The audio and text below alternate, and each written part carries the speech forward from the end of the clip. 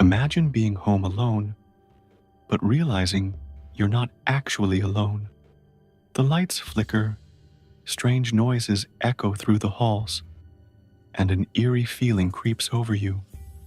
Is it just your imagination, or is something watching you from the shadows? Will they make it through the night, or will terror take over? Turn off the lights, turn up the volume, and get ready for a scare. Story 1. The Eerie Attic. Some time back, I moved by myself into a small apartment in Melbourne, Australia. It was an old building from the 1930s. A few months after I settled in, I got home from work and noticed something odd in the bathroom: a broken wooden board on the floor. This board used to cover a hole that led to an attic. The board was thick, and it seemed impossible for it to break easily. I was scared, thinking that someone might be in the attic. I took photos and sent them to my landlord, feeling a bit annoyed that she hadn't told me anyone was going to be there. She quickly responded, telling me to call her. When I did, she told me the previous renters had the same issue.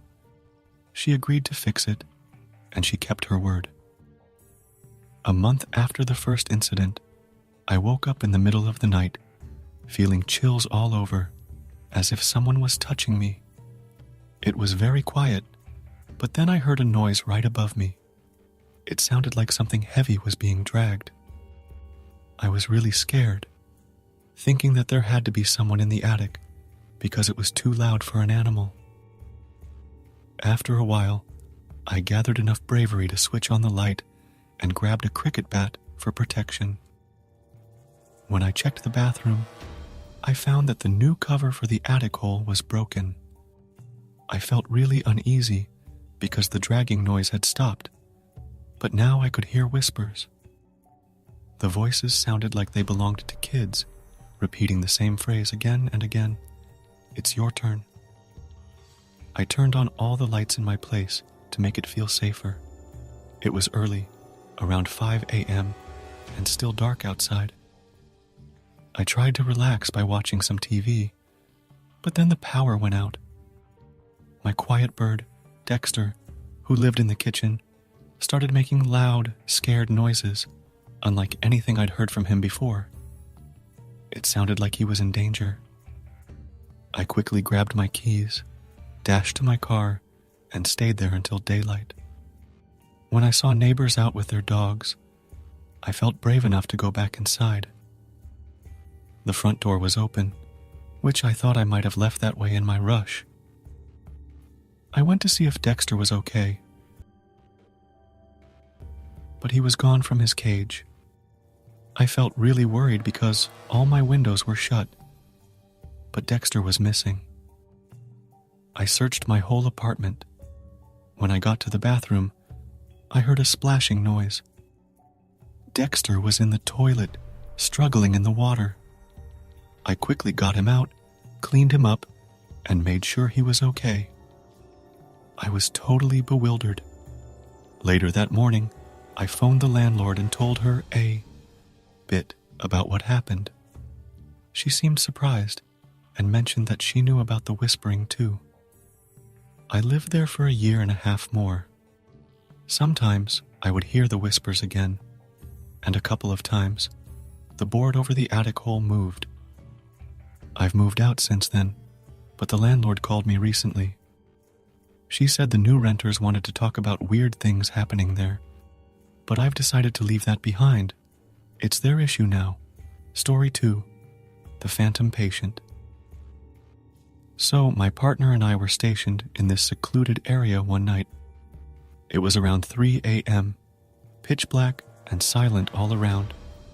We were both catching some shut-eye in the vehicle, me in the driver's seat and her in the passenger's. Suddenly, I was jolted awake by the sound of a voice. I figured my partner was whispering something, so I mumbled for her to let me be and tried to drift off again. But then, clear as day, I heard a man's voice exclaim, "Oh my God, am I dying?" followed by the sound of labored breathing. We both snapped to attention and stared into the back of the vehicle, expecting to find someone there.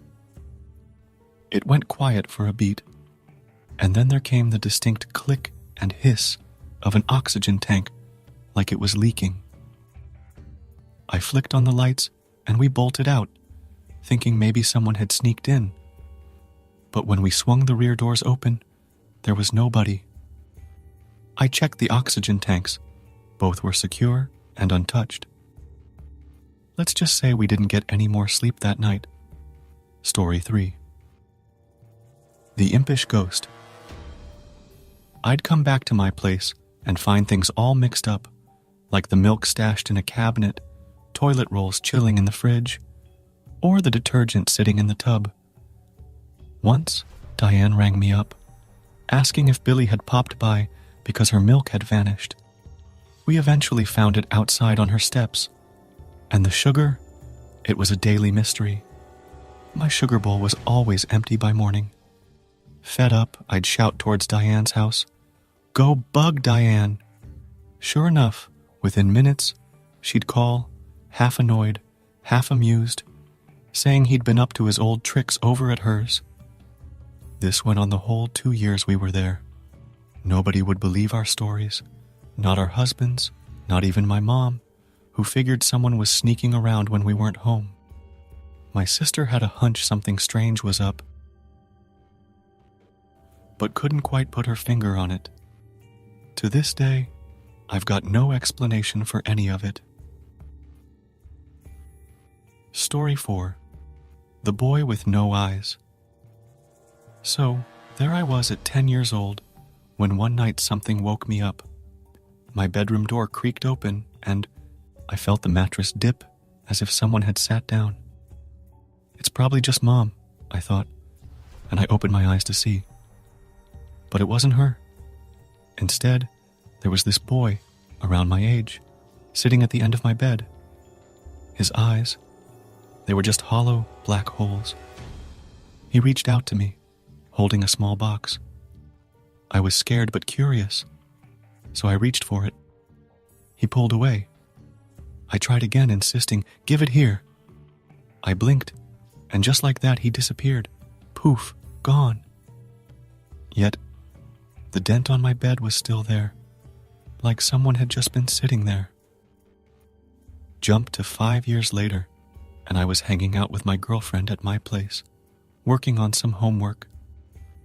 When she was done, she decided to take a quick nap while waiting for her folks to pick her up. The moment her parents arrived, I nudged her awake. She snapped her eyes open and fixated on the spot where the wall meets the ceiling, pointed at it, and then, just like that, drifted back to sleep. I had to shake her a bit harder this time, and when she finally woke up, I told her about her strange behavior. She looked pretty spooked as she told me, "I saw this little boy with no eyes, just hanging there on the wall, like Spider-Man, staring right at me."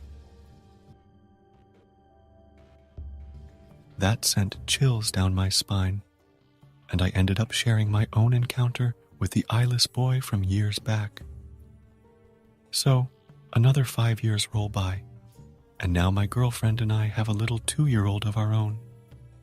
We're staying at my parents' place, in the very room I used to sleep in. Our daughter developed this habit of waking up at the same time each night, and she'd start chatting away. I listened over time and realized her conversations were pretty consistent, almost scripted. One night, I asked her in a playful tone who she was talking to. Her answer sent a shiver down my spine. She said, "Just a little boy. He's nice, but he's lost and looking for his mommy." This went on every single night until eventually we moved out to our own place later that year. If you've got chills from these real ghost stories, you're not alone. Hit that like button if you were spooked. Leave a comment with your thoughts or your own eerie tales, and don't forget to subscribe for more bone-chilling adventures. Thanks for watching Real Ghost Stories that will send shivers down your spine. Until the next one, keep the lights on.